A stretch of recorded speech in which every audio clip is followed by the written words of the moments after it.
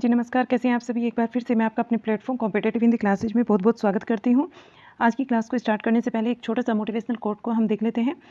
चलिए, ऐसा भी समय आएगा जब आगे बढ़ना कष्टदायक होगा, पीछे जाने पर कष्ट होगा और स्थिर खड़े रहना घातक होगा। साहस रखें और आगे बढ़ें, क्योंकि कामयाबी पाने के लिए हमें आगे बढ़ना ही होगा। और यहाँ से हम अपनी क्लास स्टार्ट करते हैं। ये हमारा प्रैक्टिस सेट नंबर 12 होगा। हिंदी DSSB TGT PGT के ये प्रैक्टिस सेट सीरीज जो हमारी चल रही है, अगर आपने नहीं देखे हैं तो चैनल पर जाकर आप इनको देख सकते हैं। वहाँ पर हमें जनरल पेपर, आपका ग्रामर, साहित्य और मेन पेपर के भी हमने PYQ जो प्रीवियस ईयर में आए हुए क्वेश्चंस हैं उनको भी लिया है। अलग अलग सबकी प्लेलिस्ट बनी हुई है। तो चलिए क्लास को स्टार्ट करते हैं। क्वेश्चन नंबर 81 से स्टार्ट है। उचित तद्भव शब्द का चयन करके निम्न वाक्य पूर्ण करें। डैश आजकल हर जगह उपलब्ध है, तो उपलब्ध क्या है?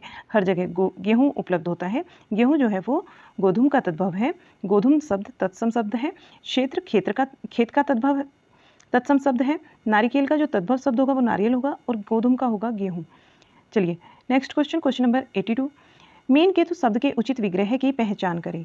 मीन केतु शब्द का जो उचित विग्रह होगा, मीन की केतु है जिनकी, अर्थात कामदेव जी।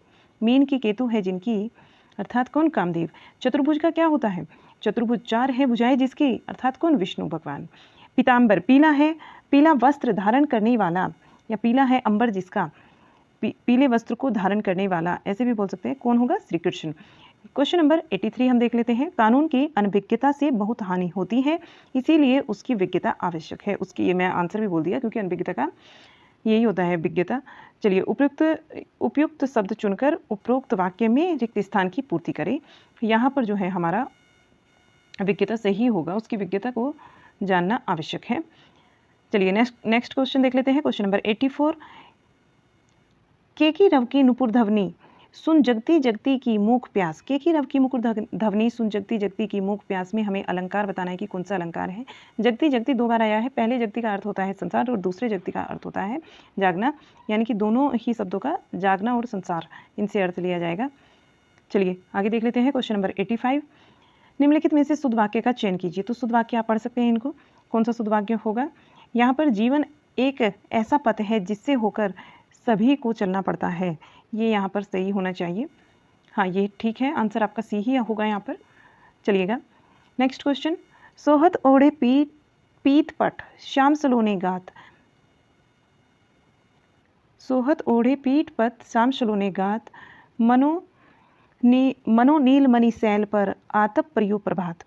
उक्त पंक्तियों में से किस अलंकार का उदाहरण है? ये जो पंक्तियां हैं, यहाँ पर देखो मानो शब्द आया है, और मानो शब्द जिस भी ऐसे दोहे में, ऐसे पद में आएगा तो वहाँ क्या होगा हमारा, जिस भी एग्जाम्पल में दिया होगा वहाँ उत्प्रेक्ष अलंकार होता है। अलंकार का वीडियो भी हमारे चैनल पर है, ट्रिक में हमने पढ़ाया हुआ है अलंकार। नेक्स्ट है क्वेश्चन नंबर 87। देवता डैश कर जाना मुहावरे के रिक्त स्थान को सही शब्द से भरें। तो देवता के साथ कूच कर जाना, देवता कूच कर जाना मुहावरे का अर्थ क्या है? कूच मुहावरे का अर्थ भी अगर आप देखें, इसका क्या होगा? अत्यंत भयभीत हो जाना। देवता कूच कर जाना, अत्यंत भयभीत हो जाना इसका अर्थ होता है, होश गायब हो जाना होता है। चलिए आगे देख लेते हैं। Question number 88। सदाचार शब्द के शुद्ध संधि विच्छेद का चयन करें। सदाचार शब्द के हमें शुद्ध संधि विच्छेद का चयन करना होता है, तो सतधन आचार होता है, सी यहाँ पर राइट आंसर होगा। नेक्स्ट, ये व्यंजन संधि का उदाहरण है और मैं पढ़ा चुकी हूँ। यहाँ पर जो नियम लगता है हमारा 13 का नियम लगता है। आप चाहे तो संधि जाकर देख सकते हैं, हमारे चैनल पर अवेलेबल है। शॉर्ट वीडियो में भी है और लॉन्ग वीडियो भी जो है वो ज़्यादा लंबा नहीं है, क्योंकि मैंने एग्जाम को टारगेट बनाकर लिखा किया हुआ है, उसमें उसी के अकॉर्डिंग पढ़ा है।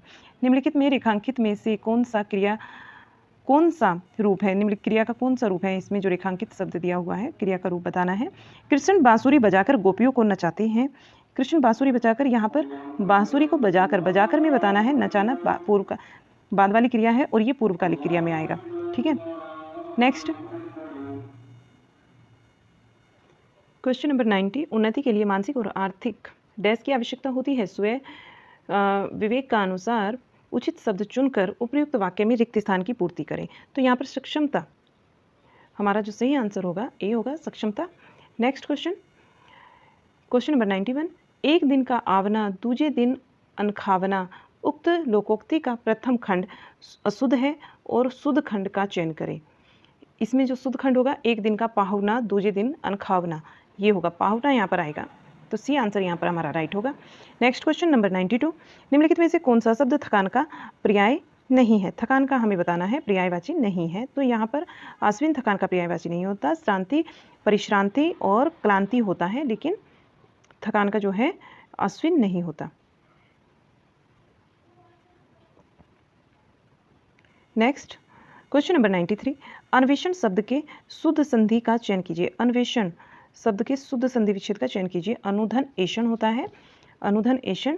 तो यहाँ पर जो हमारा राइट ऑप्शन होगा ए होगा, अनुधन एषण, अन्वेषण। और ऐसे ही हम बाकी चाहें तो आप देख सकते हैं, अति धन आचार अत्याचार होता है, अनुधन इच्छा अन्वीक्षा होता है, देवी धन आगमन दिव्यागमन होता है। क्वेश्चन नंबर 94 को देख लेते हैं।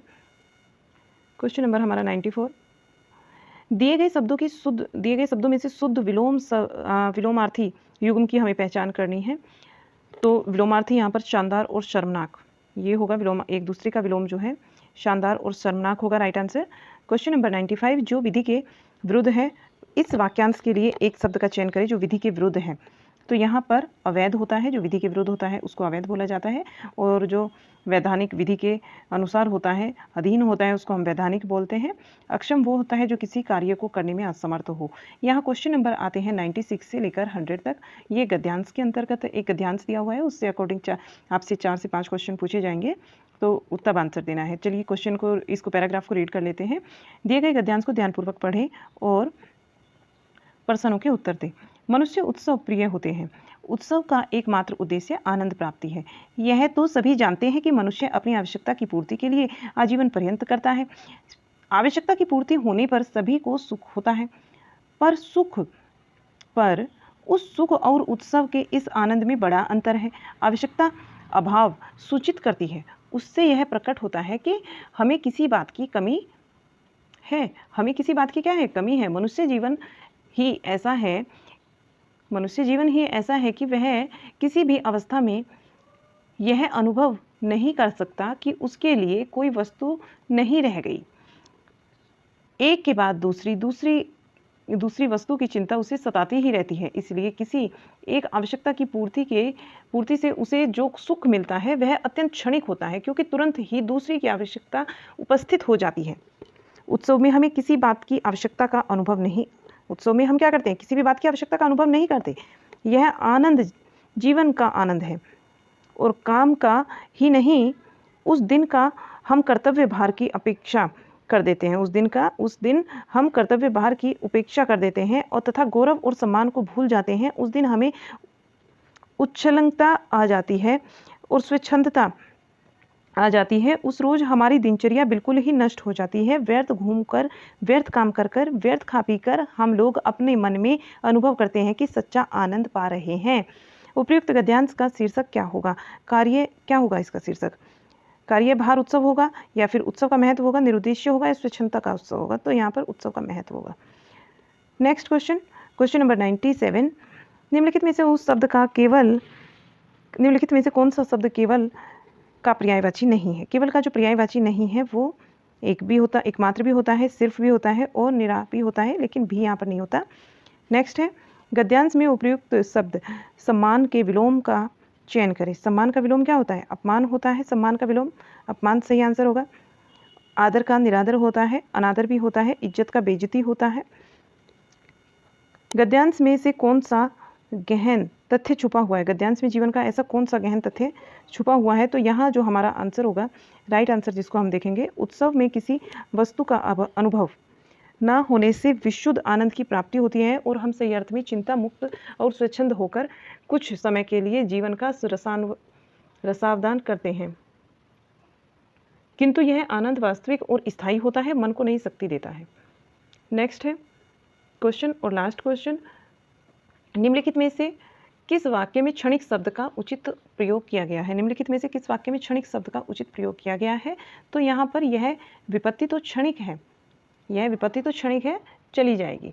यह विपत्ति तो क्षणिक है, चली जाएगी। क्षणिक शब्द का उचित प्रयोग हुआ है यहाँ पर। ठीक है, यहाँ हमारे जो है 100 क्वेश्चन, ये मतलब कि 20 क्वेश्चन है, 81 to 100 कंप्लीट हो जाते हैं। कैसा लगा आपको वीडियो, हमें कमेंट बॉक्स में लिख कर बताइएगा। तो इसी के साथ हम आपसे विदा लेते हैं और मिलते हैं आपसे एक और नई क्लास के साथ। तब तक के लिए थैंक यू। चैनल को हमारे सब्सक्राइब कर लीजिएगा। Okay, bye bye.